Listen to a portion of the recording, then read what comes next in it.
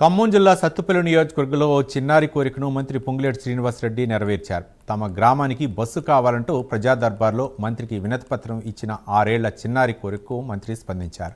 ఇచ్చిన హామీ మేరకు స్వాతంత్ర దినోత్సవం రోజున ఎర్రబోయినపల్లి గ్రామానికి బస్సు సర్వీసు ప్రారంభమైంది. చెన్నూరు నుంచి ఎర్రబోయినపల్లి మీదుగా ఆర్టీసీ బస్సు నడవడంతో గ్రామంలో ఆనందం వెల్లివిరిసింది. బస్సు రావడానికి కారణమైన చిన్నారిని గ్రామస్తులు అభినందించారు.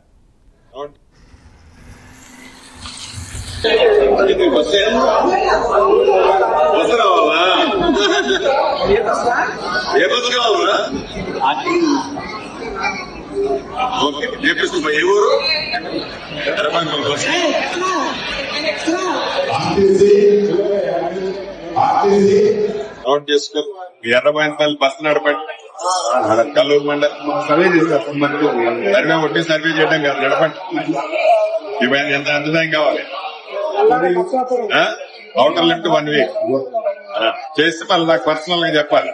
బస్ రాబోతే నాకు చెప్పరు. Correct week test. స్వతంత్ర దినోత్సవం రోజు ఈ రోజు మీ ఊర్లో బస్సు రావడం అనేది లైఫ్ లాంగ్ గుర్తుండే విధంగా మీరు ఏర్పాటు చేసినటువంటి దీనికి మీ అందరూ కూడా ప్రత్యేకమైనటువంటి ధన్యవాదాలు తెలియజేస్తున్నాను.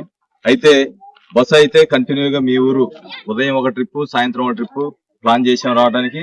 మీ దగ్గరకు వచ్చేసరికి 8 కల్లా వచ్చేస్తాం బస్సు. ప్రతిరోజు 8 గంటల కల్లా మీ ఊరు ఉంటది.